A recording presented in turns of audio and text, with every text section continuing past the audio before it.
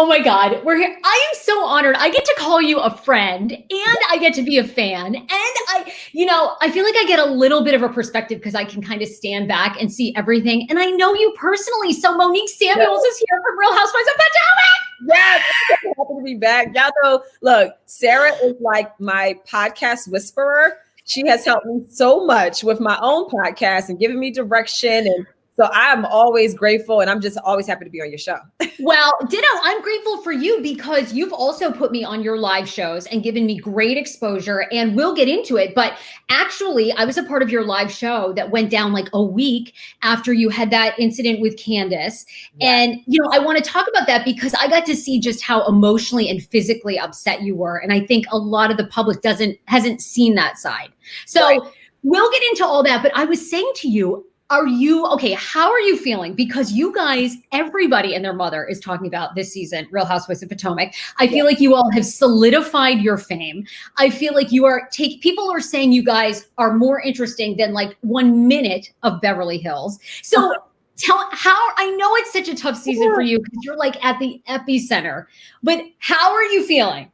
I feel really good. I feel like I've grown so much in the year that's gone by.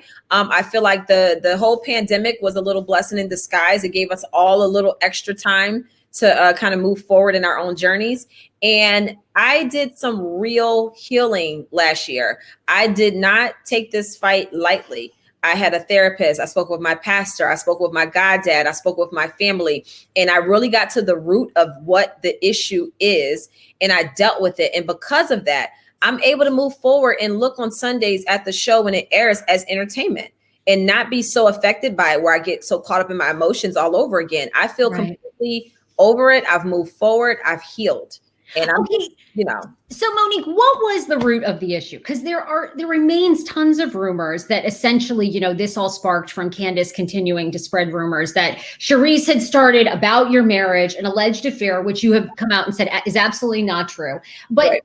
Okay, so why do you think this happened? What did you learn about yourself? Okay, so we have two situations going on here. We have the fight itself, which to me was a moment where I was triggered. So when I say the root of it, I was very much triggered and I had to go and figure out what triggered me. I had to go deep into my childhood and figure out things that happened in my childhood that caused things to be triggers. And I don't want to reveal too much about that because you will see it as the season progresses. Okay. The other thing that's going on here is people are very confused as to why I was so upset that Candiace would invite Charrisse to our first all cast event and did not give me a heads up.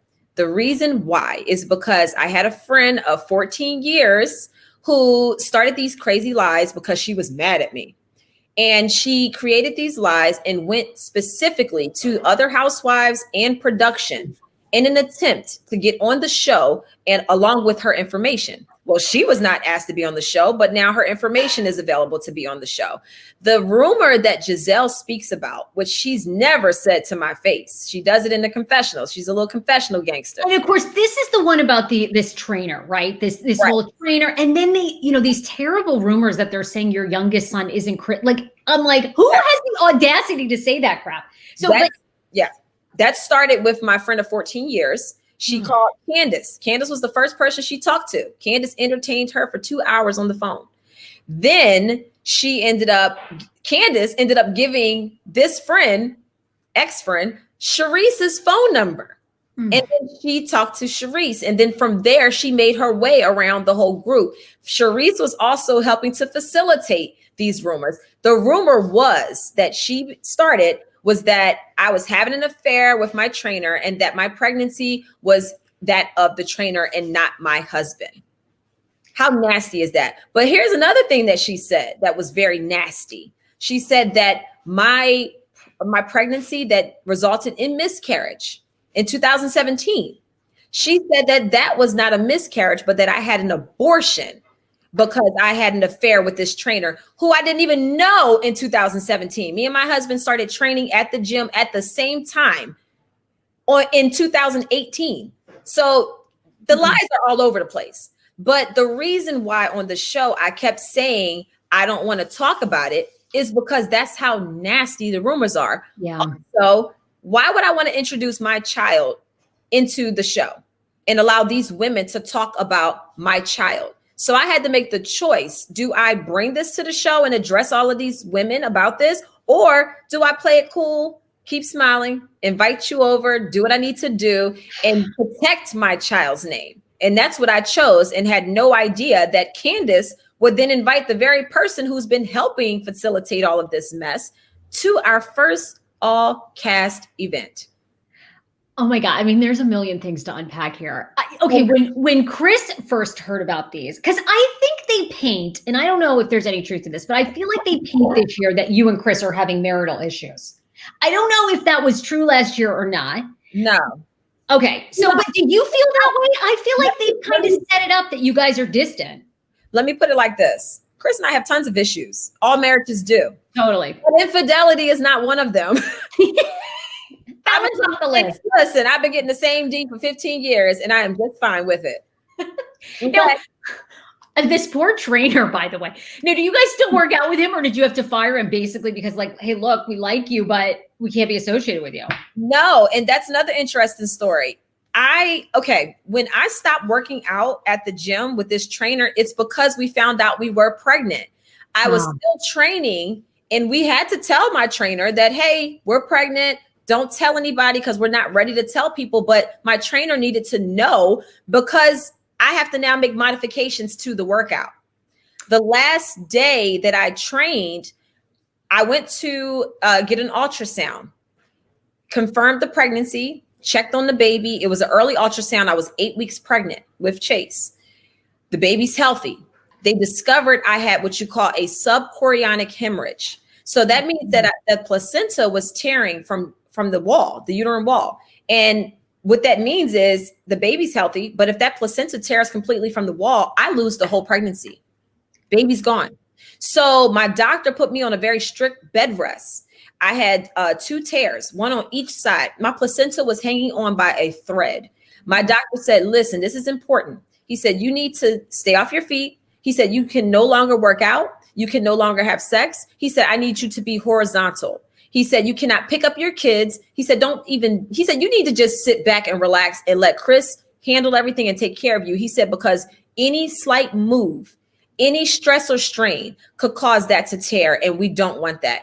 After that, every 2 weeks for the next almost 2 months, I had to keep going to get another ultrasound to check and see what progress was made with my healing. And it didn't heal for, I think I had total 3 ultrasounds. And then finally it started to heal. Right. And still would not clear me to work out in that capacity anymore. He told me, if anything, you can go back to doing Pure Barre. He said, but I still want you to wait a few more weeks. And then he cleared me to do Pure Barre because it's not an aggressive workout. It's mainly just like body weight. You're not using any weights and things like that. So that's what he cleared me for. So what they did was they used the fact that I was no longer at the gym as a reason to back whatever they were trying to start. Oh, she's not working out anymore. You know what I'm saying? So they manipulated the entire situation, but they had no clue what I was dealing with. I almost lost my child. Well, and like I said, you and I are friends outside of the show, and you were kind enough to have me on your live show at City Winery a week after this happened. And when I saw you, I had no idea, but I think, I don't know if it was a producer, but someone had mentioned like something about a blog. If you've seen this story, I was like, no. Anyway, but you had lost 10 pounds. You were so emotionally upset. You spoke about it at the live show. So How long do you feel like it took you? Because I gave you so much credit because it seemed like you were so sad and upset that day. How long do you feel like it took you to really kind of get to this place where you can watch it as entertainment? And you had said this, I think, before we started recording, but to forgive Candiace, forgive yourself. How long was the process? Months. Really? Yeah. Months. It took a very long time. And you kind of go through those stages the same way you do when you mourn something. It's like you blame yourself, you beat yourself up, and then you start blaming the other person. And then you kind of want to get away and avoid owning what you did. So it's like you go back and forth, and then you finally get to that place of peace and understanding through therapy, through counseling, through talking about it, through doing that work and doing some deep soul searching. And then you finally get to that place where you're like, okay, there's acceptance. Here we are. I've accepted what I've done. I've forgiven the other person. I've forgiven myself, and I've completely let it go. And the tip of the iceberg for me, letting that go, I'm a creative person. I do music, I write music. And that was literally what my therapist, this wasn't on camera, my therapist suggested. She said, why don't you write about it? And I said, you know what? I will. And I wrote a song about what I felt in that moment. I wrote a song about who I am as a person, reminding myself of what I stand for. And then to get people to listen to it, I named the drag queens. Perfect. Play on words, you know, but everything in that song is not about the fight or any one in particular person. It is about who I am, what I stand for, and how I roll as a person. Okay, now tell me this, because I had heard too, you and Candiace have not spoken since the fight. Now all criminal charges were dropped back in December or January, whatever it was. So is that still true? You guys you still haven't talked? I've not talked to her. And I don't plan to talk to her until we get to the reunion where we're face to face. I'm not going to talk to her through Twitter, through social media and all of those different outlets. And, you know, so I'll let her keep talking and doing all that she has to say, but she's doing even more damage. So it's like we had the fight and now she's doing so much. Her and her attorney went on a whole press tour talking about the fight and the charges and all of these different things. She at one point wanted a civil suit. Her attorney threatened my attorney by saying he wanted money. Then she's been talking badly about me in her Instagram stories and her lives and saying that I'm an unfit parent and I'm mentally unstable. And I mean, just ugly stuff. And I'm like, right. This sucks. This is coming from a person whose mom diagnosed her as being bipolar when she was a kid. I can't really expect anything better from her at this point. So, oh my God, are you nervous? What does your therapist say you're supposed to say at the reunion? I'm like sweating for you and we're not even there yet. Like, well, I don't know. What are you guys going to... Without even talking to my therapist, I just know that I'm ready to just tell my truth, tell my side, get things out. I've been showing ownership and taking accountability for my actions. I'll do that. And I am excited about the reunion. It's like you finally get to address everything that you've seen and everything that people have been saying about you behind the scenes that they just can't say to your face. And you get to address it all. And I'm looking forward to it as I do every reunion. Now, tell me that I have my own thoughts on this, but you know, a lot of people have made a huge deal and saying that you all made Black women look bad by fight. And you know, I'm like, guys, there's been historic Housewives fights in New Jersey. I mean, no one ever, I guess people did say, oh, they seem like they're from New Jersey, but you know, I know that stereotype is out there about Black women being angry. And you know, I know you have a bigger burden than we do as someone who's white, but how did you feel about that? I just felt like that's like a whole nother extra burden for you to carry. So where are your thoughts with all that?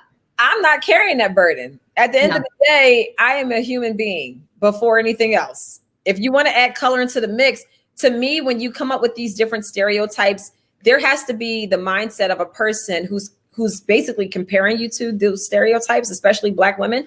They're the ones that are holding other people on a pedestal. I don't hold anybody on a pedestal but God. So at the end of the day, I'm not going to take the weight and the burden of a whole entire race and say that my actions are that of the whole entire population. And I do not give any credibility to that stereotype. I'm not going to own that. I'm not going to accept that at all. So I am me, and I feel as though the lesson for me and the example that I can give to other people is, hey, you make a mistake, you mess up, but here's how you pick yourself up and you keep going. Even if the entire group is kicking you down. You know, I thought it was awesome. You've left all your comments on and you said, you know, hey, I own it. I'm a work in progress. I'm leaving all my comments on. What's been the hardest one what have been the hardest ones to take? Because people have brought up everything from Mama Samuels, how she was right. Yes, have you seen that? Like, they're like, Mama Samuels called it. And it's like, what? So people, I don't know, maybe you don't read them, you know, but it's been everything from, the race, like you guys making Black women look bad, to Mama Samuels was right, to, you know, I have empathy for Candiace, or, you know, so what, have there been any that are like hard to read or you don't read them? I haven't read them. I like, I'll just keep scrolling on by, and I wanted people to have the opportunity to go ahead and express themselves and to get it out, have the conversation and talk to each other about whatever you think. I'm not going to turn the comments off. I'm not that bothered by other people's thoughts or opinions of me, because I've gone through the process and I know how the end of the road looks. They are only going off of what they see on TV. They're gathering whatever it is that they feel as though they witnessed, and then they're comparing themselves and how they think they would react in a situation. And that is okay. And I'm fine with it. So I know who I am. And to me, that's all that matters, is so long as I know who I am and my family knows who I am and we all love each other and we're good. And that's all that I could expect. And what did Mama Samuel say? Did she call you and say you should have taken that heifer down even more? What did Mama Samuel, like, what did she say? You know what? We've not talked about the fight. We haven't talked about it. Yeah, but you know what? She's the mom of, let me tell you something about Mama Samuels. She is the mother of 4 men. Mama Samuels grew up with a bunch of men around her, uncles and everything else. So she was scrapping a long time ago, so she never once said anything bad. She never once tried to put me down. She just, it's just nothing. It's just like, okay, well, move forward. I mean, I want to organize a charity fight between Mama Samuels and Candiace's mom, and just, because I think, I mean, my money's on Mama Samuels. I mean, I'm going to be honest. Look, just saying. Look, Mama Samuels, get that back brace on. You don't want to mess with her. I know. Okay, we've talked a lot about that, and I know it's been a defining moment, but there's so many other angles. And by the way, have Ashley and Michael Darby, they should be sending you flowers. Have they sent you flowers and said, thank you for taking all the light off of Michael, making Michael look great? Have they sent you anything? No, but they did send me a bottle of Ace of Spades when Chase was born. So that was very nice. But no, they have not. But that is so crazy how literally in that moment we're having this huge revelation about Ashley and her marriage. And then bam, this happens and everybody forgets about it. I mean, if I were Michael Darby, I'd be kissing your feet. I'd be buying you, Chris, anything you wanted. I mean, it's like all of a sudden we don't care about their threesomes, and they're him in a hotel room nude. I mean, they must love you guys. Oh my God. Who would know? There's so many good stories. Okay, tell me this. I adore Karen Huger. I really do. Do you think, but there's another marriage that looks like it is on the rocks, honey. Are Karen and Ray together? How is it going? They're fine. They're together. This is something that happens in marriage. When you've been married long enough, you know that marriage is like a season. You go through different seasons of when you're clicking and everything is bliss. And then you have seasons where you're just completely busy. Then there's seasons where you're not hearing each other. So it's normal. It's normal. I think so many times people look to social media for examples of marriage, and all they're getting is a facade. You're getting all these beautiful pictures of how bliss it is, but nobody's talking about the struggles and difficulties, which is the reason why I was so open about even having a conversation with Chris when we sat in my living room. And I told him, hey, I need some help. And we had that conversation because that is something that we struggle with in our marriage. It's like sometimes he feels like he's doing a lot. I feel like I'm doing more. And then we bump heads. And then he feels like, hey, I brought this lifestyle to the table and I broke my back to make this money to be able to have the lifestyle that we have. And I'm looking at him like, well, I'm busting my work doing I'm busting my tail doing all the work to make this house into a home, to make sure the kids have everything they need. So it is equal. Sometimes we just don't hear each other and it sounds like we're attacking each other. And we had to get to a point where we put our boxing gloves down and said, all right, let's just reevaluate, take a step back, breathe, and figure out how do we respect each other in the roles in our marriage and as parents. Well, I love it. And poor Ray, he says all the wrong things, I mean, and even at your live show, I think at one point, Karen said something like, do you love me? And he goes, well, most days. And it was like, the audience was like, no, Ray, what? I adore Ray. Oh my God. They have a great dynamic, but it's like they managed to capture him. Like, the last, 2 episodes ago, they were, doing the love therapist or whatever. And he's like, well, I think I'm still in love with you. And he did that at your live show. It was hysterical, but I'm glad their marriage is an institution. I was worried, are they still together? But they're going strong. They're doing just fine. And they are showing us exactly what marriage 20 years plus in looks like.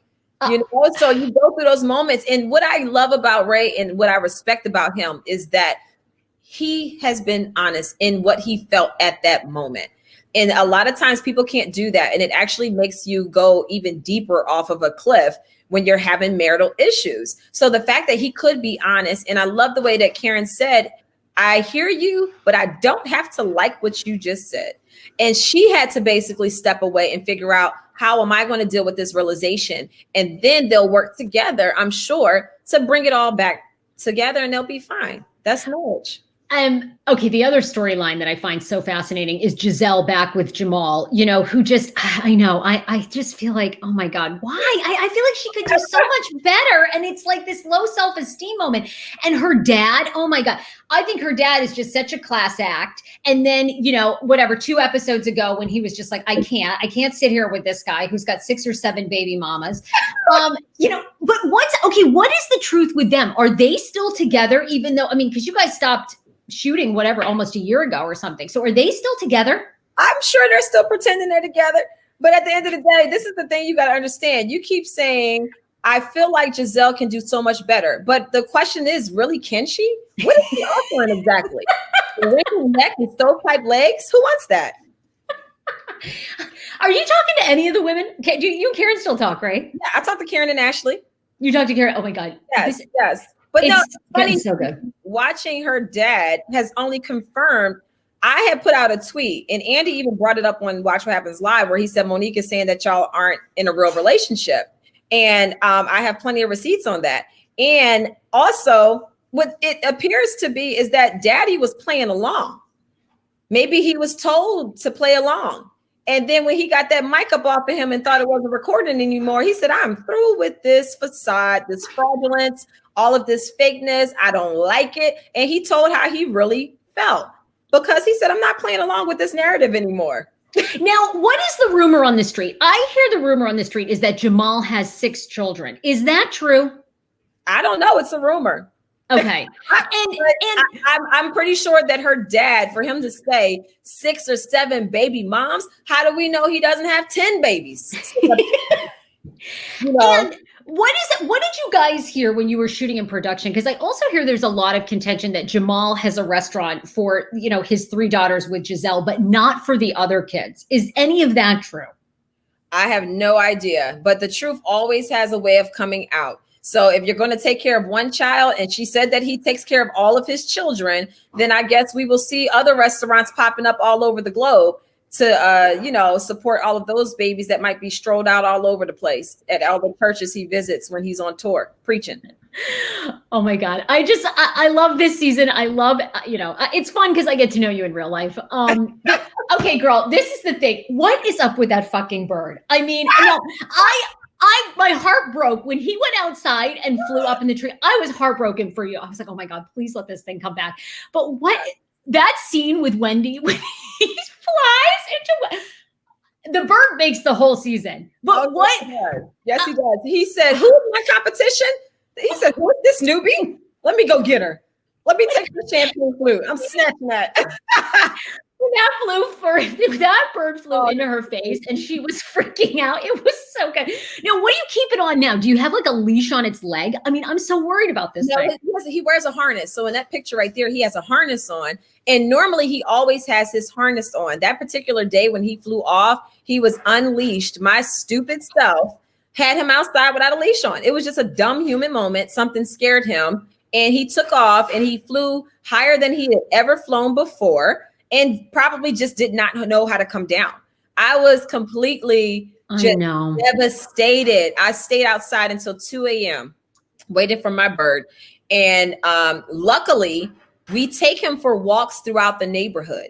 So he was very familiar with his territory. And I believe that is the reason he was able to fly back. Oh, thank God. I mean, poor T'Challa. I swear to God, I thought, oh my God, he's going to be like a fox snack and we're going to hear the horrible ending to this. But thank God he flew back. I was so glad. I was like, oh my God, this is tragic. And Monique, I know I've heard you say you always wanted a bird, but why did you always want a bird? I've always been a bird lover. First of all, I'm an animal lover. You give me a raccoon, I will bring it in my house and take care of it. There was a deer that fell into our pond. We rescued it and brought the deer inside the house until the mama came back looking for it. I rescue all kind of animals. I used to rescue birds when I was younger. My great aunt had a macaw. My great uncle had a pet shop. Animals. My mom had a monkey when she was growing up.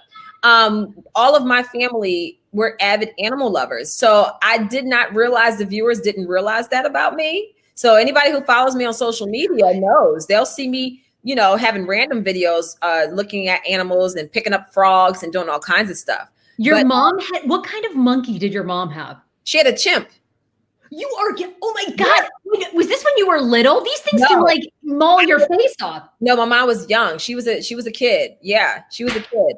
Yeah. Oh my God. What happened to the chimp? Did it eventually have to get too big? They had to give it away. What happened? They had to give it away. She said that he used to torture her dad, because she knew her dad didn't like him, and he would climb the drapes and he would throw bananas and all kind of food at her dad. And he was like, I'm sick of this monkey and it has to go.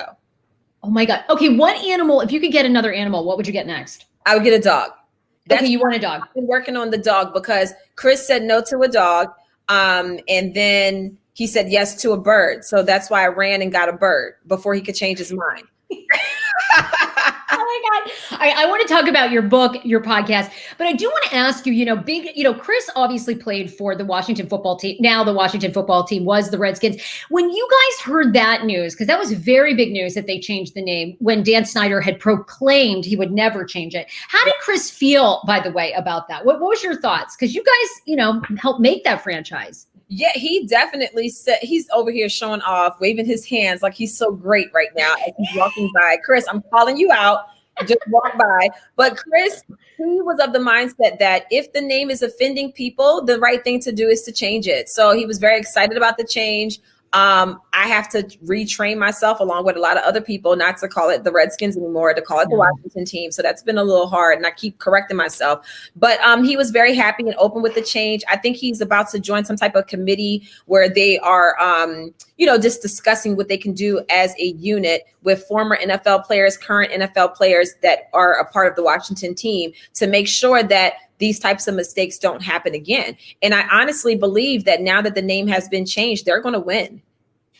Oh, you do? Yes. You feel like it was that they needed to shift that type of energy. Yeah, I feel like whether the name was bad or good, the fact that they made a change, you're inviting new energy into the atmosphere. So I feel like they're going to start kicking some butt. Oh God, that would be so good. Well, and Chris, by the way, is awesome on the show. He does such a great job. I mean, I loved the blowjob scene there when he was like, that was so good. Of all the things he could imitate, Really? Awesome. People think that my husband is a sex addict because that's all he talks about is sex. And I'm like, yo, you get it like as often as you need it. Except for when I was pregnant. And then after I had the baby, he went a long time, poor thing. But I'm like, dude, can you stop talking about sex? People think that you're a sex addict right now. He's not a sex addict. He is okay, y'all. He is.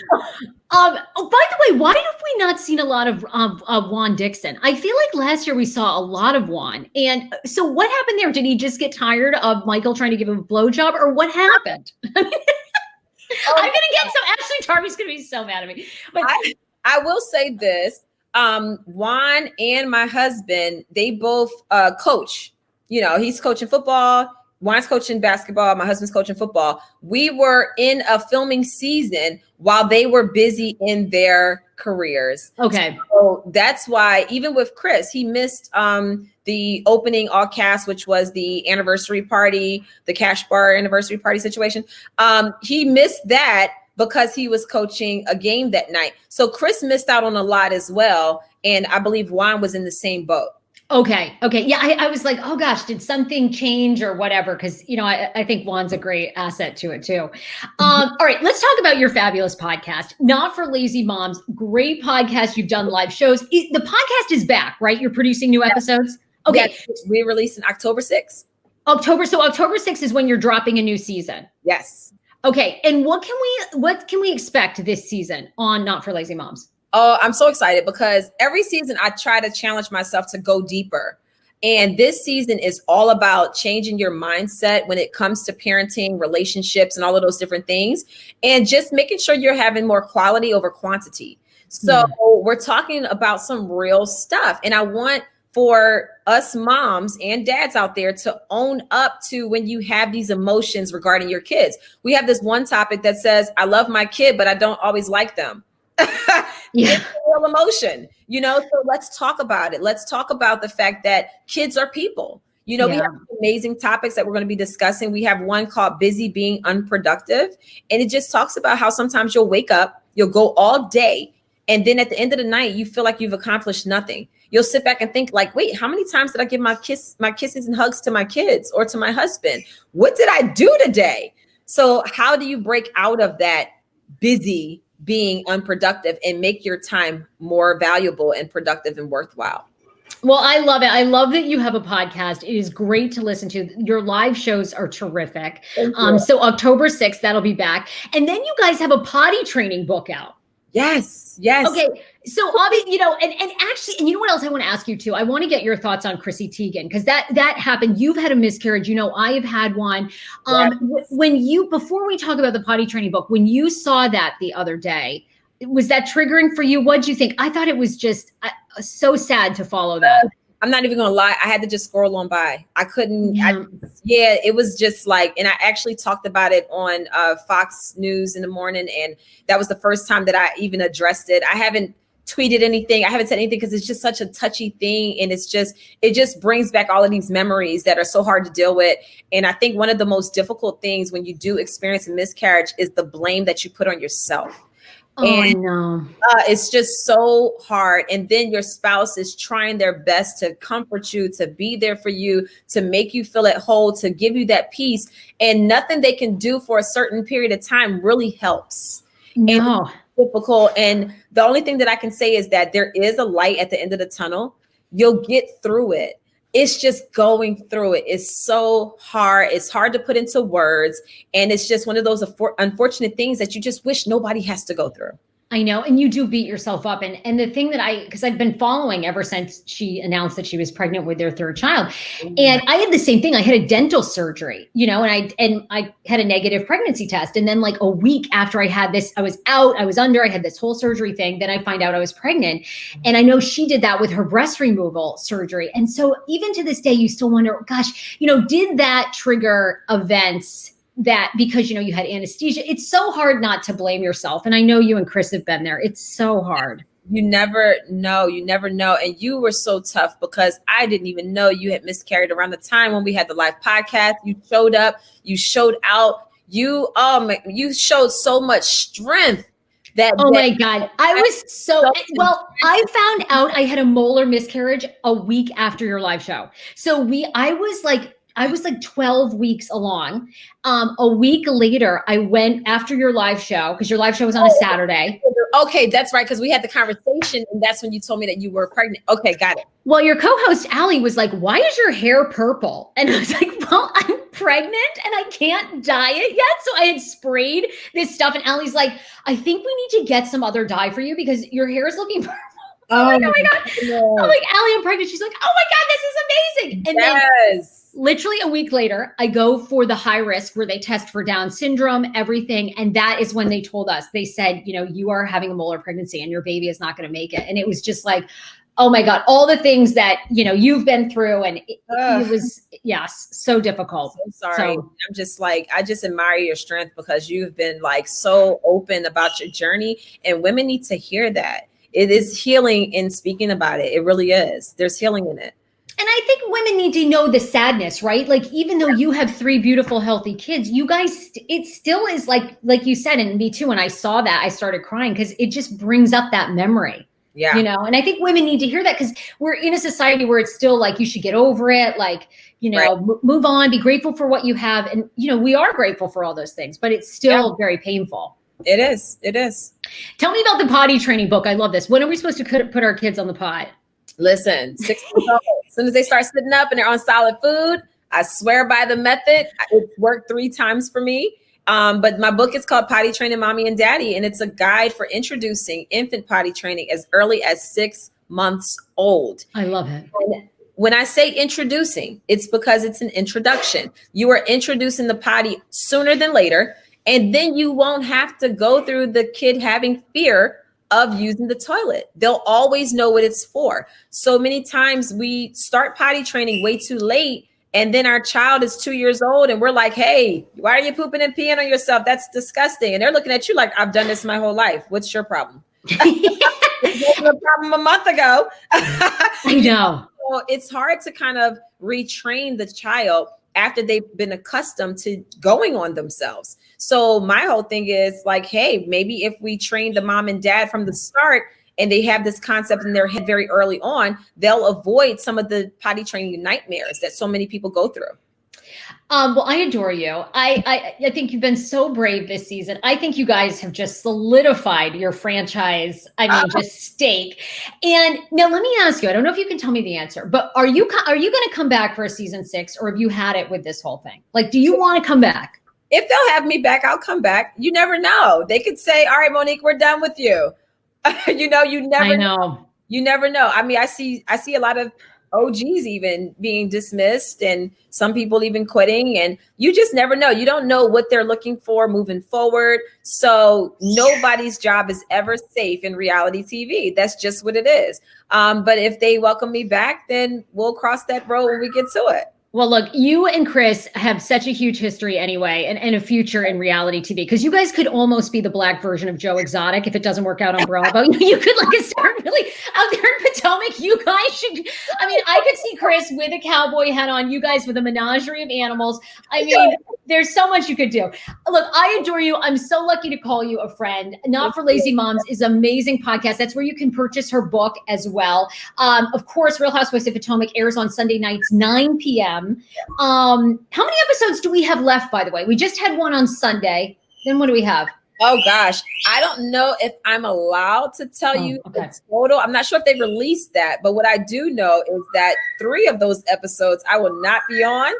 So, yeah. So I have to let people know on Twitter, because I did not go on the trip. I chose not to go because I didn't feel comfortable going. And I did not want to be in a space where majority of the people didn't want me around anyway. So I just was like, I don't want to go. I don't feel comfortable. So I had some time off. So there will be 3 episodes where I won't be featured. And, I'll just take those weeks off from Twitter and, enjoy your life and keep grinding with my businesses, record some podcasts and keep it pushing. Okay, well, I adore you. Hi to Chris. Hi to Mama Samuels, all the kids, T'Challa. I mean, the whole group. And we can't wait for the reunion. It's going to be so good. Monique, you're amazing. Everybody follow Monique Samuels. Love you. Love you. Thank you so much for having me always. You were awesome, girl.